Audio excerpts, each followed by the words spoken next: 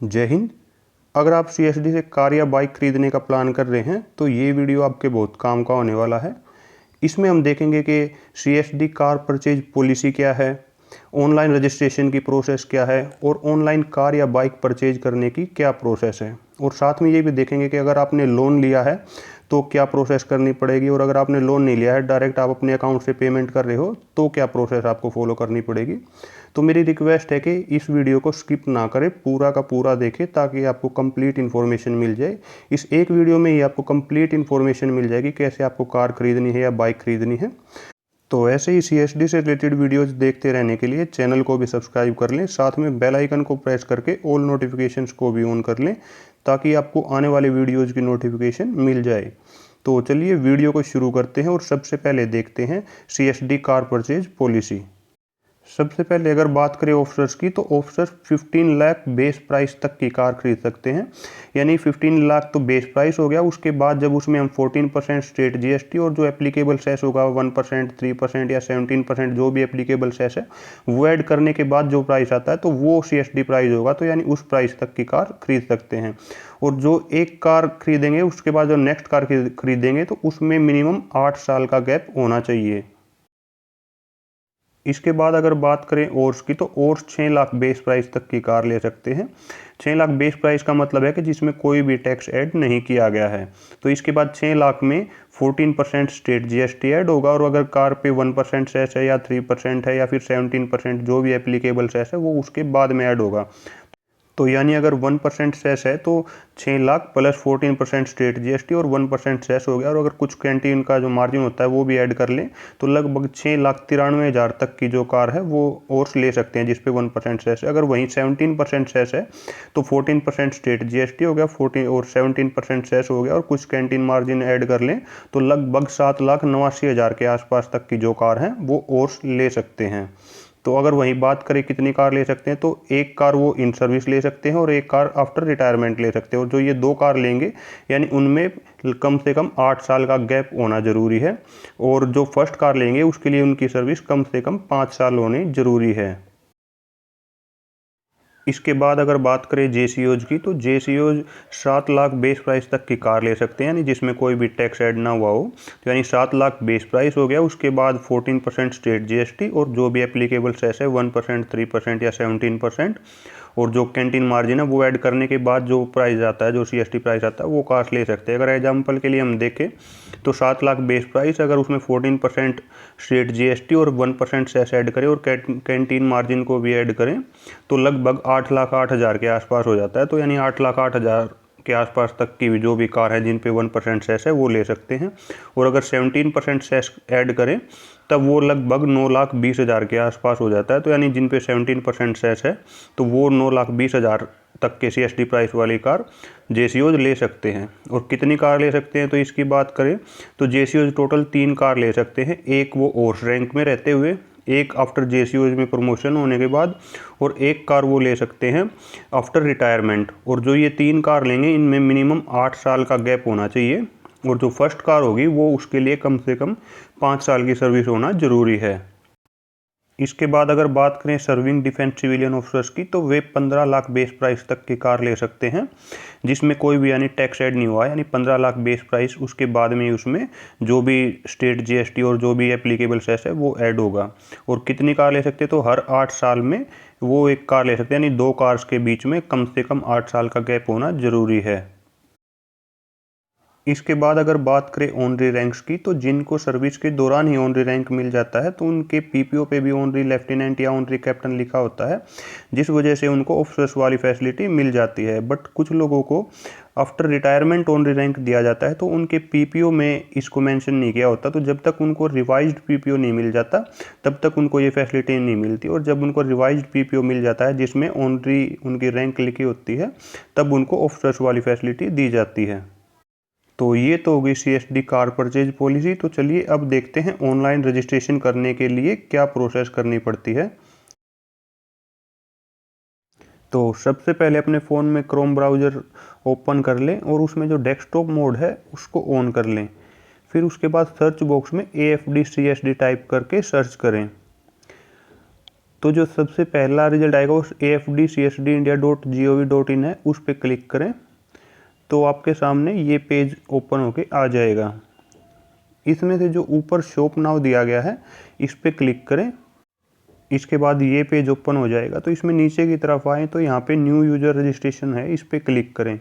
तो आप क्लिक करते हैं तो आपके सामने नेक्स्ट पेज ओपन हो जाएगा। तो इसमें रेड कलर में दिया गया है कि इस फॉर्म को भरते हुए आपको कोई भी सर्विस नंबर या सर्विस पर्टिकुलर्स यूज़ नहीं करने हैं, नहीं तो आपने जो फॉर्म भरा है वो रिजेक्ट हो जाएगा। तो फर्स्ट जो बॉक्स दिया गया है उसमें आपको जो नाम आपके ग्रोसरी कार्ड पे दिया गया है वही सेम इसमें आपको एंटर करना है। और सेकंड बॉक्स में आपको जो ग्रोसरी कार्ड के फ्रंट पे एक नंबर दिया गया है जिसके स्टार्टिंग में GA है वो आपको एंटर करना है।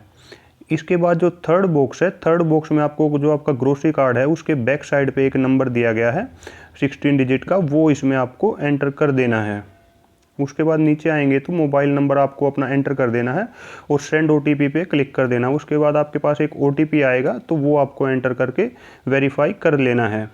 उसके बाद जब आप थोड़ा सा नीचे की तरफ देखेंगे तो एम्प्लॉयमेंट स्टेटस है, तो उसमें से आपको अपना स्टेटस सिलेक्ट कर लेना है, सर्विसमैन, एक्स सर्विसमैन जो भी हैं।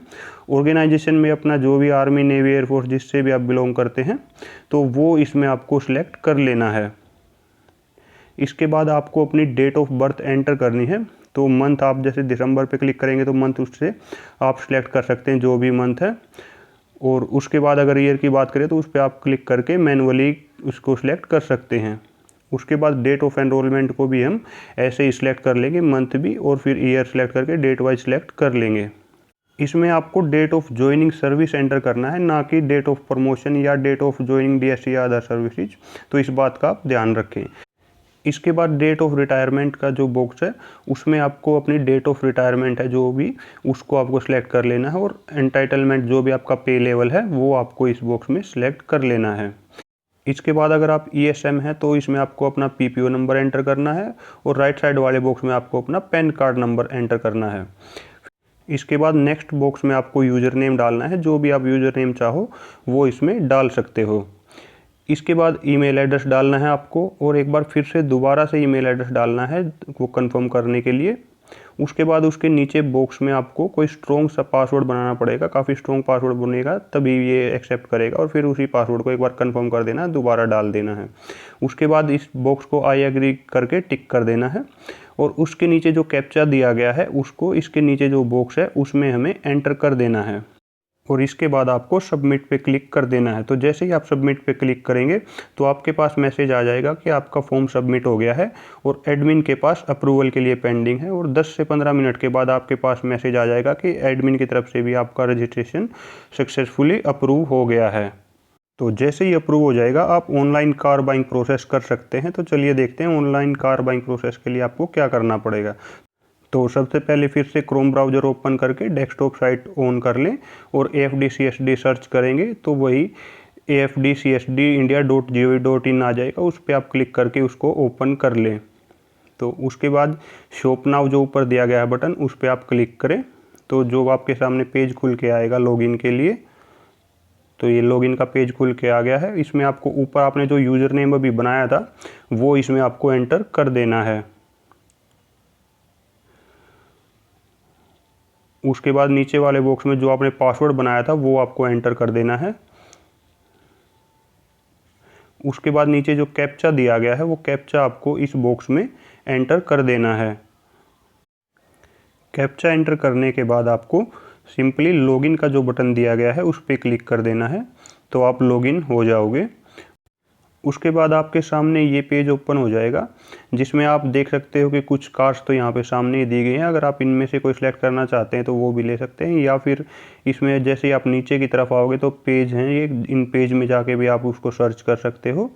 या फिर ऊपर की तरफ आते हो तो लेफ़्ट साइड में कैटेगरी वाइज भी दिया गया है, इसमें जाके भी आप सर्च कर सकते हो।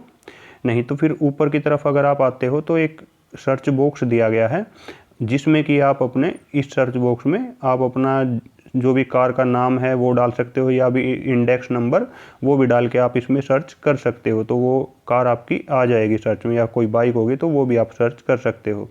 फॉर एग्जांपल के लिए हम ब्रेजा को ले लेते हैं जो भी सामने में दिख रही है। तो देखते हैं इसमें हमें क्या प्रोसेस करनी है। तो जो फर्स्ट बॉक्स है उसमें हमें कलर सेलेक्ट करना है, तो हम एक कलर सेलेक्ट कर लेते हैं। नेक्स्ट में हमें प्राइस जोन सेलेक्ट करना है, किस स्टेट से आप कार ले रहे हैं, तो हम स्टेट भी सिलेक्ट कर लेते हैं। उसके बाद अपने उस स्टेट के डीलर को सिलेक्ट करना है जहाँ से आप कार परचेज करने वाले हैं। तो मैं कोई भी एक डीलर सेलेक्ट कर लेता हूँ आपको एग्जाम्पल के दिखाने के लिए।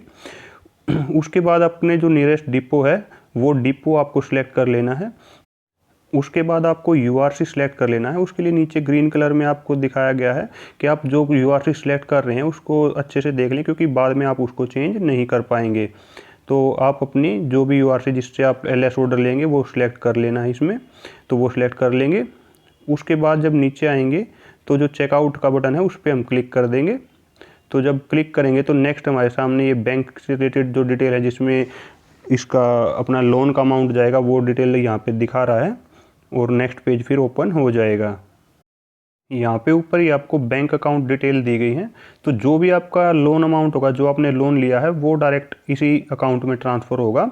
आपको जो अपने अकाउंट से जो भी पेमेंट करनी है वो इस अकाउंट में पेमेंट नहीं करनी है, नहीं तो आपकी डिमांड कैंसिल हो जाएगी। वो आपको पेमेंट गेटवे है जो उसी के थ्रू आपको पेमेंट करनी है, इस अकाउंट में डायरेक्ट ट्रांसफ़र नहीं करनी है। इसको पढ़ने के बाद जब आप थोड़ा नीचे की तरफ चलेंगे तो आप देखेंगे कि आपने जो भी रजिस्ट्रेशन के टाइम पे जो भी डिटेल एंटर की थी, और फिर जो गाड़ी आप सिलेक्ट कर रहे थे तब आपने जो भी कलर या जो भी डिटेल एंटर की है वो सारी यहाँ पे दिखाएंगे। और जो ये अमाउंट है, जैसे हमने ब्रेजा सिलेक्ट किया तो इसका बेस प्राइस 5,74,109 है, और 14% इसमें जीएसटी हो गया, 17% सेस हो गया, और सीएसटी मार्जिन मिला के टोटल 7,54,954 रुपये हमें पेमेंट करना है। तो ये कैसे करना है, इसमें कितना लोन अमाउंट है या डायरेक्ट हमें पूरा करना है, तो ये सारी प्रोसेस अभी हम आगे देखेंगे। तो जैसे आप नीचे आते हैं तो यहाँ पे एड्रेस फॉर रजिस्ट्रेशन, यानी जिस जगह पे आपको अपनी कार का रजिस्ट्रेशन कराना है वो एड्रेस आपको यहाँ पे इसमें फिल कर देना है। तो चलिए मैं इसमें अपना कुछ एड्रेस फिल कर देता हूँ आपको दिखाने के लिए। उसके बाद टाउन या सिटी आपको सिलेक्ट कर लेना है सेकंड बॉक्स में। उसके बाद नीचे आएंगे तो आपको अपना स्टेट इसमें सिलेक्ट कर लेना है जहाँ पे भी आप अपना कार का रजिस्ट्रेशन कराना चाहते हैं।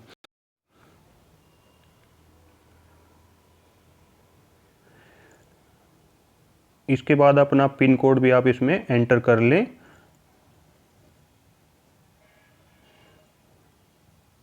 फिर जब आप नीचे की तरफ आएंगे तो आपसे पूछेगा कि आपने इससे पहले भी एफडी आइटम कोई ख़रीदा है, तो अगर आपने येस तो येस पे सिलेक्ट कर लें, अगर नहीं तो फिर नो पे सिलेक्ट कर लें। उसके बाद जब थोड़ा सा नीचे आएंगे तो पे लेवल सेलेक्ट करने का बॉक्स दिया गया है, इसमें से आप अपना जो भी पे लेवल है वो अपना सिलेक्ट कर सकते हैं। उसके बाद ये पैन कार्ड की कॉपी अटैच करने के लिए बोल रहा है, तो आप अपने फ़ोन में या कंप्यूटर में जो भी पैन कार्ड की कॉपी है तो उसको आप यहाँ पे अपलोड कर दें। मैं कोई भी एक एग्जांपल के लिए कोई भी फ़ोटो एक अपलोड कर देता हूँ आपको दिखाने के लिए। इसके बाद नीचे अवेलेबिलिटी सर्टिफिकेट आपको अपलोड करने के लिए बोल रहा है, तो जो भी आपको डीलर से अवेलेबिलिटी सर्टिफिकेट मिलेगा इसमें आपको वो अपलोड कर देना है। तो एग्जांपल के लिए मैं यहाँ पे भी कुछ अपलोड कर देता हूँ। इसके बाद नीचे आ रहे हैं तो आपसे पूछ रहा है हैव यू टेकन लोन। तो अगर आपने लोन लिया है तो जितना भी लोन लिया है, कुछ बैंक ऐसे हैं कि जितना लोन लिया है और जो बाकी पैसे बच गए वो आपसे लेके एक साथ सारे के सारे पैसे ट्रांसफ़र कर देते हैं। बट कुछ बैंक जैसे एसबीआई क्या है कि जितना आपने लोन लिया है वो केवल उतना ही लोन अमाउंट ही आपको ये सीएसडी के जो अकाउंट है उसमें ट्रांसफ़र करेगा। तो जो बाकी के पैसे बच गए वो आके आपको यहाँ पे पेमेंट गेटवे के थ्रू ट्रांसफ़र करने पड़ेंगे। फ़िलहाल अगर इंटरेस्ट रेट की बात करें तो ये इंटरेस्ट रेट हैं जो फ़िलहाल बैंक्स के हैं, इन इंटरेस्ट रेट पे आपको लोन मिल जाएगा। अगर बात करें आपको लोन फिक्स्ड इंटरेस्ट रेट पे लेना चाहिए या फ्लोटिंग पे, तो फ़िलहाल आपको फिक्स्ड इंटरेस्ट रेट पे लेना ही आपके लिए बेनिफिशियल रहेगा, क्योंकि फ़िलहाल ऑलरेडी काफ़ी लो पे हैं और ये आगे इंटरेस्ट रेट बढ़ेंगे ही। तो अगर आप फ्लोटिंग पे लेते हैं तो शायद आपको नुकसान हो, बट अगर आप फिक्स्ड इंटरेस्ट रेट पे लेते हैं तो आपका बेनिफिट ही रहेगा। फॉर एग्जांपल मैंने एसबीआई से 5 लाख लोन ले लिया, तो वो 5 लाख तो डायरेक्ट सीएसटी के अकाउंट में ट्रांसफ़र हो जाएंगे। तो उसके बाद हमें क्या प्रोसेस करनी है, तो चलिए वो प्रोसेस देख लेते हैं। तो मैं लोन वाले ऑप्शन पे येस क्लिक कर देता हूँ।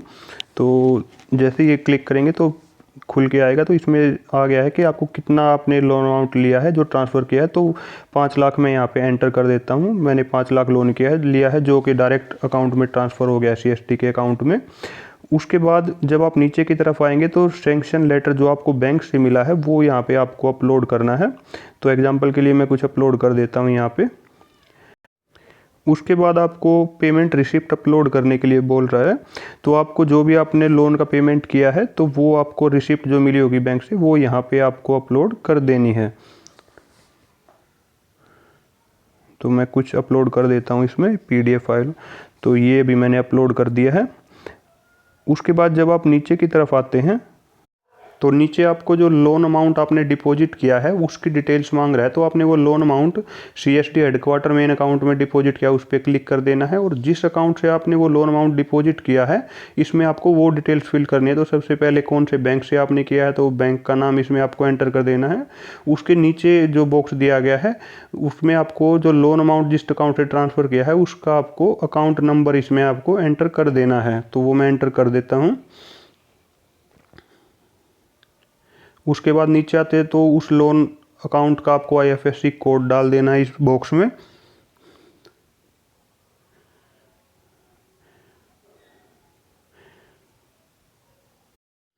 इसके बाद नेक्स्ट बॉक्स में आपको UTR नंबर फिल करना है। UTR यानी यूनिक ट्रांजैक्शन नंबर, ये काफ़ी इंपॉर्टेंट है।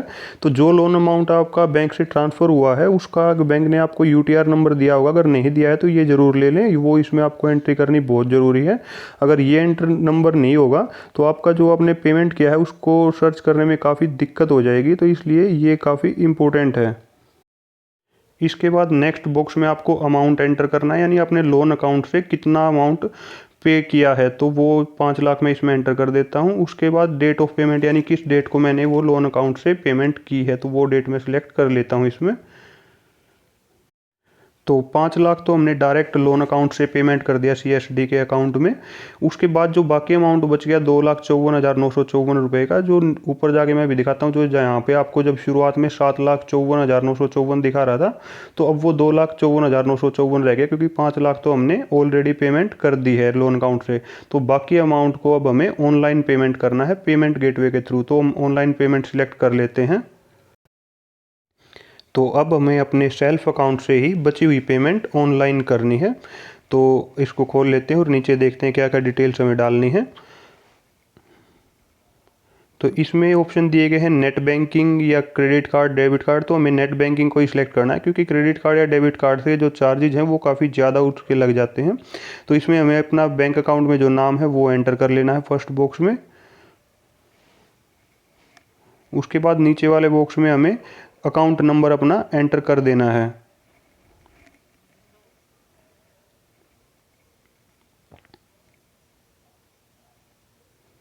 उसके बाद नीचे ये बोल रहा है कि this is to certified that online payment is being made from only my own account, यानी आपको केवल अपने अकाउंट से ही ये पेमेंट करनी है। इसके बाद अगर आपको कोई रिमार्क्स डालना है कुछ भी तो वो यहाँ पे आप लिख सकते हैं। फॉर एग्जांपल मैं लिख देता हूँ कि प्लीज़ इशू LS ऑर्डर।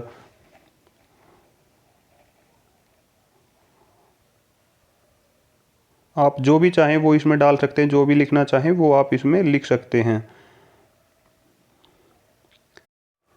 इसके बाद हम ऊपर की तरफ चलते हैं। तो जैसे ही आप ऊपर जाएंगे तो आप देखेंगे कि यहाँ पे कुछ इंस्ट्रक्शंस दी गई हैं। तो इन इंस्ट्रक्शंस को भी आप एक बार अच्छे से पढ़ लें ताकि बाद में आपको कोई प्रॉब्लम ना हो। तो तभी इसीलिए आप एक बार इनको भी अच्छे से पढ़ लें।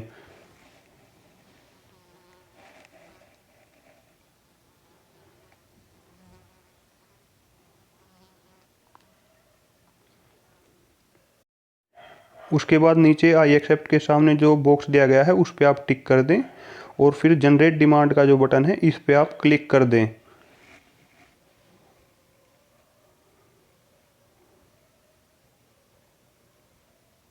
तो जैसे ही क्लिक करेंगे तो आपके सामने ये पेज आ जाएगा। इसमें आपकी ने जो भी डिटेल डाली है, जो भी अकाउंट डिटेल है या जो भी पेमेंट से रिलेटेड या कार से रिलेटेड, वो सारी इन्फॉर्मेशन आपको दिखाएगा। तो कोई चेंज करना चाहते हैं तो अभी एडिट कर सकते हैं, नहीं तो फिर आप इसको सबमिट कर दें। तो ये तो एक केस हो गया कि जिसमें हम लोन अमाउंट को अलग से ट्रांसफ़र करते हैं CSD के अकाउंट में, और रेस्ट जो बाकी जो मनी बच गई उसको हम ऑनलाइन पेमेंट करते हैं। तो अगर आप SBI से लोन लेते हैं तो आपको यही प्रोसेस करनी पड़ेगी। बट कुछ बैंक ऐसे हैं कि जो पूरा का पूरा अमाउंट, जो लोन अमाउंट और साथ में ही आपका जो बाकी पैसे बच गए वो भी आपसे लेके एक साथ ट्रांसफ़र कर देते हैं।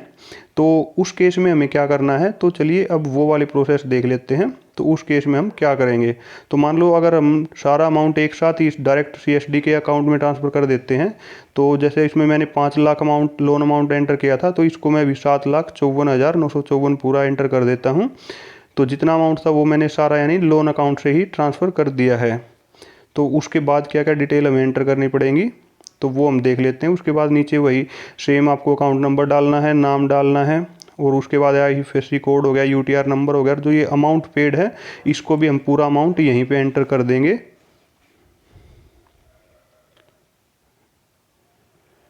तो उसके बाद अब आप नीचे देखते हो तो आपको कोई भी और पेमेंट नहीं करनी, क्योंकि आप ऑलरेडी पूरे पैसे ट्रांसफ़र कर चुके हो। तो आपने लोन अकाउंट से डायरेक्ट बैंक ट्रांसफ़र किया है CSD के अकाउंट में, तो उसको सिलेक्ट कर लेना है, और फिर कोई रिमार्क्स डालना चाहते हैं तो वो आप इसमें डाल सकते हैं। उसके बाद अगर ऊपर की तरफ हम आते हैं तो जैसे वही थी इंस्ट्रक्शन एक बार पढ़ लें, और आई एक्सेप्ट के सामने जो बॉक्स है उसको टिक कर दें, और उसके बाद जनरेट डिमांड पे क्लिक कर दें। तो एक केस तो ये हो गया कि जिसमें हमने पूरा अमाउंट ही लोन अकाउंट से जो CSD का अकाउंट है उसमें ट्रांसफ़र किया है, तो उसकी प्रोसेस आपने अभी देखी। इससे पहले आप देख चुके हो कि अगर आपने कुछ अमाउंट लोन अकाउंट से पेमेंट किया और बाकी अमाउंट आपने अभी अपने सेल्फ अकाउंट से ट्रांसफ़र किया है, तो एक तीसरा जो ऑप्शन रह जाता है कि हम अगर कोई भी लोन नहीं ले रहे हैं और पूरा ही पैसा अपने अकाउंट से ट्रांसफ़र कर रहे हैं, तो उस केस में हम क्या करेंगे। तो चलिए अब ये प्रोसेस भी हम देख लेते हैं। तो हैव यू टेकन लोन वाले ऑप्शन में हम नो सेलेक्ट कर लेते हैं। उसके बाद हमें ऑनलाइन सारी पेमेंट करनी है, तो हम ऑनलाइन पेमेंट को सिलेक्ट कर लेंगे।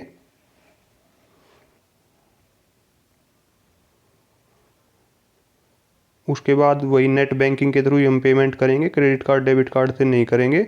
और वही फिर आपको अपना अकाउंट में जो नाम है वो नाम एंटर कर देना है, अकाउंट नंबर एंटर कर देना है। इसके बाद अकाउंट नंबर के नीचे जो बॉक्स दिया है उसको भी टिक कर लेना है कि आप अपने अकाउंट से पेमेंट ट्रांसफ़र करेंगे। और उसके बाद कोई आपको रिमार्क्स डालना है तो वो डाल सकते हैं, और फिर जनरेट डिमांड पे हम क्लिक कर देंगे। तो जैसे ही आप जनरेट डिमांड पे क्लिक करेंगे तो आपके सामने फिर से वही पेज ओपन होके आ जाएगा। तो आप अगर कुछ एडिट करना चाहते हैं तो एडिट कर सकते हैं, नहीं तो फिर इसको सबमिट कर दें। तो जैसे ही आप सबमिट करेंगे तो आपसे एक बार ये फिर से पूछेगा कि अगर आप कुछ भी चेंज करना चाहते हैं तो अभी कर सकते हैं, तो आप कैंसिल कर दें, नहीं तो फिर आप ओके को प्रेस कर लें। अभी प्रोसेसिंग के बाद जो पेमेंट का गेटवे है वो खुल जाएगा, और फिर उसके थ्रू हमें पेमेंट करना है। तो ये गेटवे खुल गया, तो इसमें हमें जितनी पेमेंट करनी है वो इसमें ऑटोमेटिकली फीड होके आ जाएगी। और हमें कैसे पेमेंट करनी है, क्रेडिट कार्ड से, डेबिट कार्ड से, नेट बैंकिंग या फिर बैंक ट्रांसफ़र, कोई भी ऑप्शन हम चूज कर सकते हैं। तो हम डेबिट कार्ड या क्रेडिट कार्ड से तो पेमेंट नहीं करेंगे क्योंकि उसमें चार्ज ज़्यादा लगता है, तो इसलिए हम नेट बैंकिंग से करेंगे। तो आप जिस भी बैंक से ट्रांसफ़र करना चाहते हैं, SBI, HDFC, ICICI, तो वो बैंक हम सेलेक्ट कर लेंगे। आप अगर नेट बैंकिंग यूज नहीं करते हैं तो बैंक ट्रांसफ़र वाला ऑप्शन भी चूज कर सकते हैं। इससे क्या है कि जैसे ही हम इसको क्लिक करते हैं बैंक ट्रांसफ़र वाले ऑप्शन को, तो आपके सामने ये डिटेल्स आ जाएंगे। तो इन डिटेल्स को आप प्रिंट कर लेंगे, और प्रिंट करने के बाद बैंक में इसको लेके जाएंगे, और फिर बैंक से पैसे आपके ट्रांसफ़र हो जाएंगे। तो बट हम यहाँ पे ऑनलाइन नेट बैंकिंग के थ्रू ट्रांसफ़र कर रहे हैं, तो उस ऑप्शन को हम सिलेक्ट करेंगे, तो फिर ये ऑप्शन हमारे पास सामने आ जाएगा। तो हम फिर यहाँ पे नाउ कर सकते हैं। तो पेमेंट करने के बाद जब आप डिमांड्स में जाके ओपन करेंगे तो ये पेज आपके सामने ओपन हो जाएगा। तो इसमें अभी हमने कोई पेमेंट नहीं की है, तो इसलिए स्टेटस में ये यहाँ पे पेंडिंग पेमेंट दिखा रहा है। तो जैसे ही पेमेंट हम कर देंगे तो यहाँ पे स्टेटस में प्रोसेसिंग दिखाएगा, और फिर 2 से 3 दिन के बाद आपके CSD डिपो से आपके रजिस्टर्ड मोबाइल नंबर पे एक मैसेज आएगा कन्फर्मेशन का। तो तब आप अपना आधार कार्ड और ग्रोसरी कार्ड लेके अपने CSD डिपो में चले जाएं, और वहाँ से LS ऑर्डर कलेक्ट करके शोरूम पे जाके LS ऑर्डर वहाँ पे सबमिट कर दें, और फिर अपनी कार की डिलीवरी ले लें। तो ये थी complete information CSD car purchase policy से रिलेटेड, या फिर आपको ऑनलाइन रजिस्ट्रेशन कैसे करना है, या फिर ऑनलाइन कार या बाइक आप CSD के थ्रू कैसे खरीद सकते हैं। तो अगर वीडियो पसंद आया है तो वीडियो को ज़रूर लाइक कीजिए, और साथ में उन लोगों के साथ ज़रूर शेयर कीजिए जिनको CSD से कार या बाइक खरीदनी है। तो ऐसे ही CSD से रिलेटेड वीडियोज़ देखने के लिए या फिर हर महीने के CSD के अपडेटेड कार्स एंड बाइक्स के प्राइसेस से रिलेटेड वीडियोज़ भी देखने के लिए चैनल को सब्सक्राइब करें। साथ में बेल आइकन को प्रेस करके ऑल नोटिफिकेशंस को भी ऑन कर लें ताकि आपको आने वाले वीडियोज़ की नोटिफिकेशन मिल जाए। वीडियो देखने के लिए थैंक यू। जय हिंद।